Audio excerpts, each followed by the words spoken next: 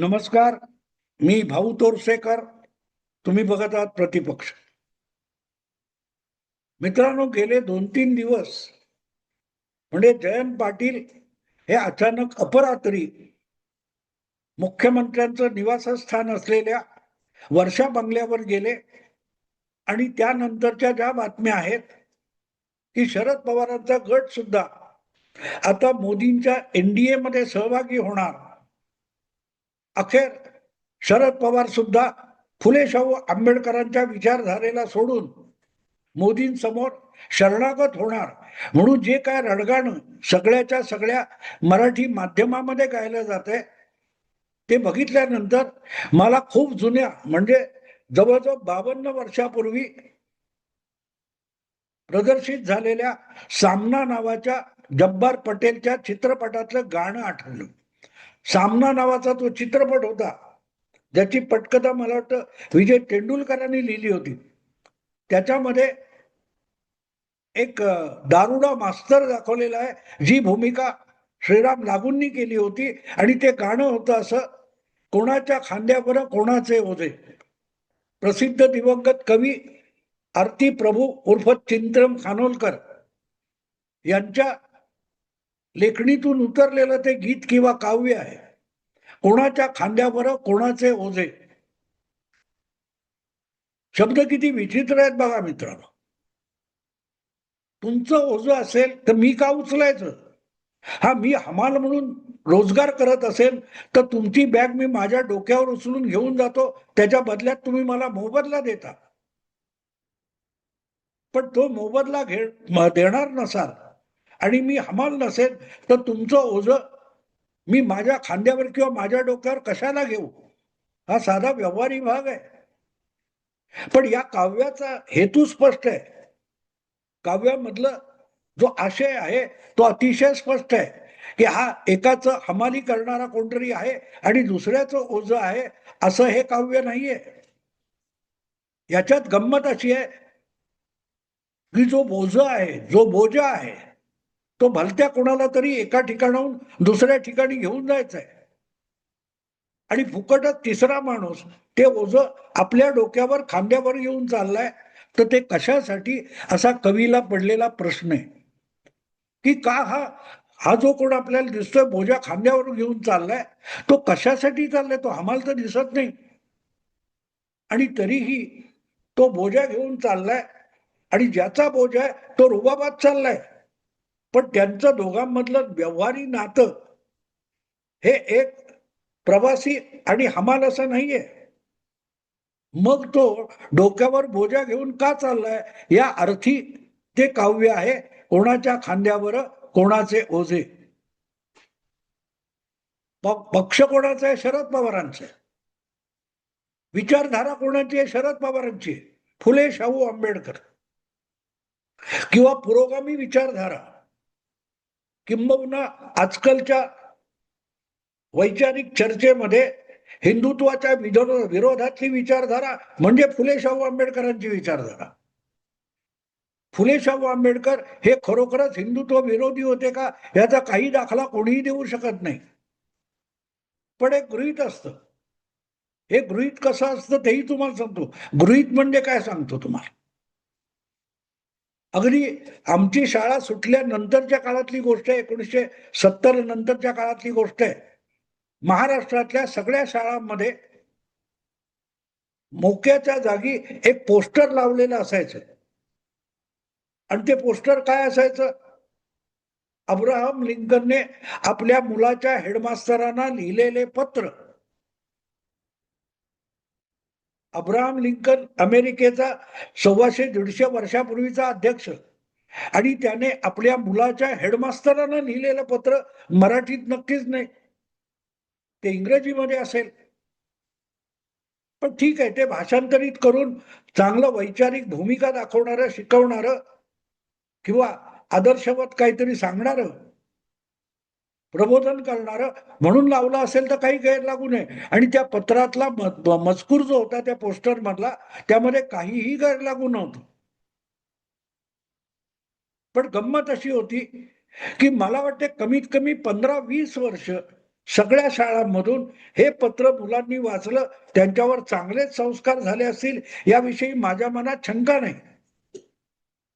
पण खरोखरच असं पत्र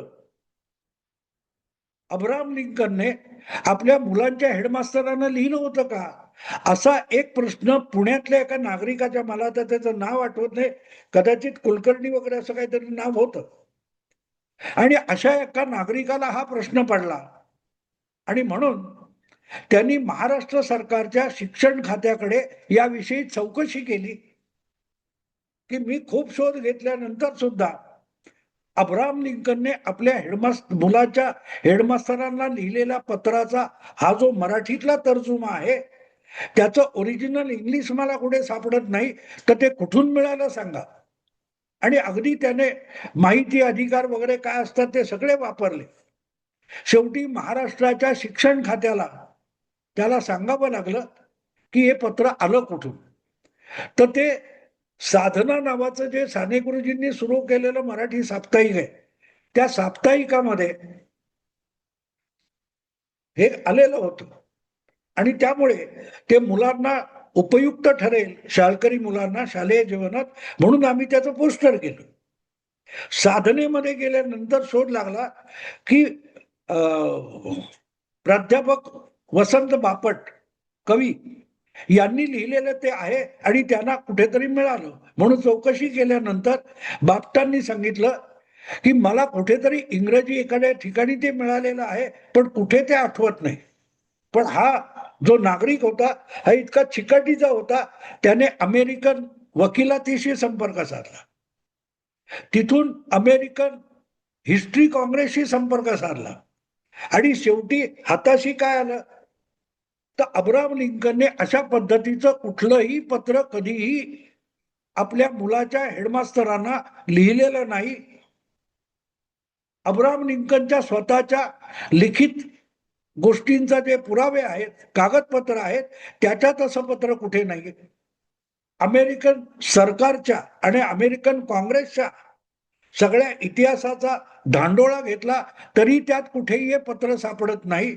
आणि म्हणून असं कुठलंही पत्र अब्राहम लिंकनने आपल्या मुलांच्या हेडमास्टरला लिहिलं नाही, असा खात्रीपूर्वक खुलासा हा अमेरिकन सरकारने आणि अमेरिकन काँग्रेसने केला.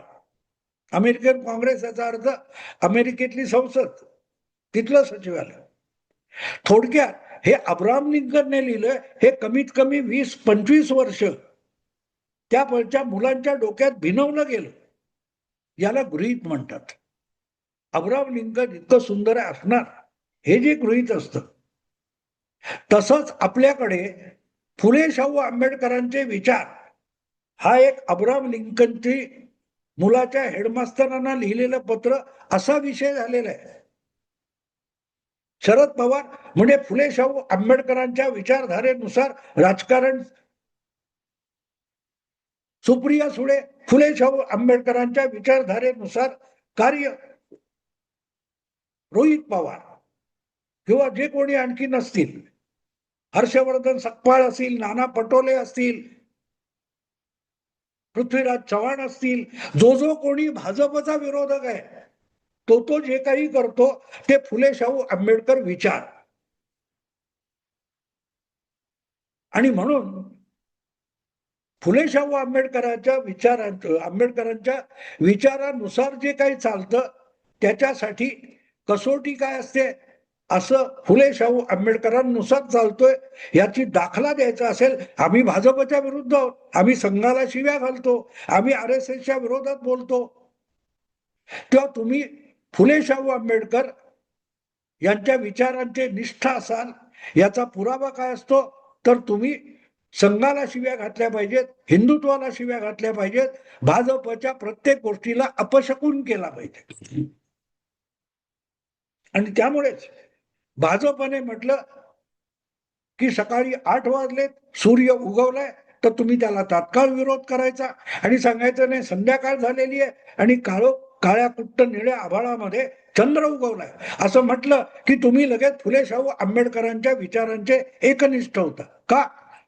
तर तुम्ही भाजपने सूर्य उगवलाय, सकाळ आहे म्हटलं की आपण संध्याकाळ आणि चंद्र म्हणायचा.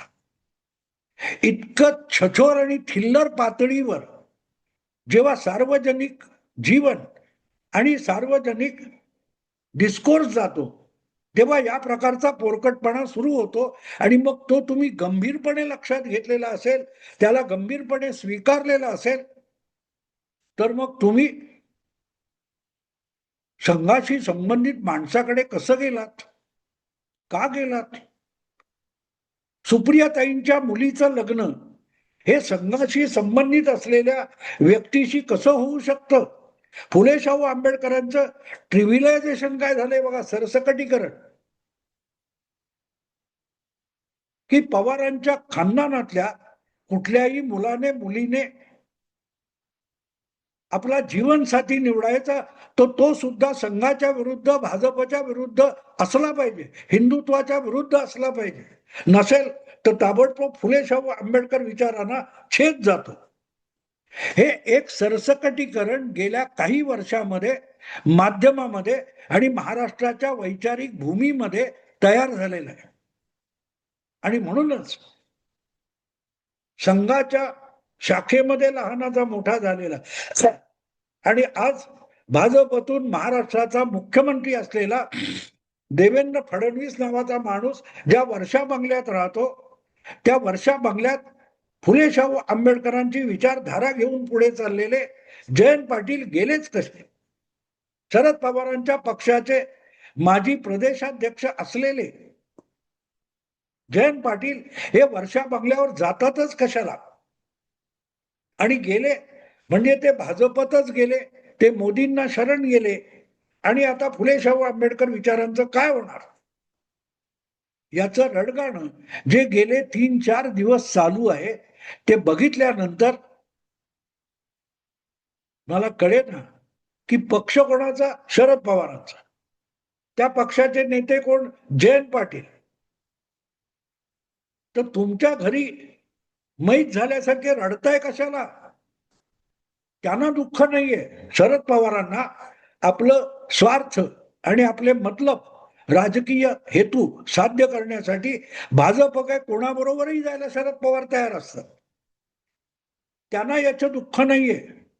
पण फुले शाहू आंबेडकरांचे विचार म्हणजे शरद पवार हे जे संयुक्तीकरण केलेलं आहे, ते संयुक्तीकरण हे लोकांच्या गडी मारणारे जे लोक आहेत त्यांची तारांबळ उडते.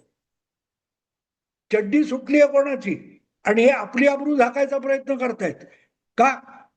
तर तुम्ही हे थोतांड लोकांच्या गडी मारण्याची पत्रकारिता आणि विचार, चर्चा, विमर्श हा गेली 2 दशकं करत आलात. पवारांची गुगली, पवारांनी भाकरी फिरवली, हे सगळं करताना पवार म्हणजे फुले शाहू आंबेडकर हे जे थोतांड उभं केलं, त्याला आता चिंधड्या होताना बघून ही सगळी मंडळी रडकुंडीला आलेली आहे. ओझं कोणाचं? शरद पवारांचं. वाहून कोण नेत होतं? हे नेत आहेत. आणि ते सांडेल ते सांडेल. पवार नावाचं ओझं गेली 25-30 वर्ष ज्यांनी पुरोगामित्वाच्या नावाखाली आपल्या डोक्यावरून फिरवलं, अशा पत्रकारांची इतकी तारंबळ उडाली की पवार एनडीएत जाणार. पण या सगळ्यांना आपल्या लेंग्याची नाडी सुटली आणि आपण आता बेअब्रू झालो, अशी परिस्थिती आलेली आहे मित्रांनो.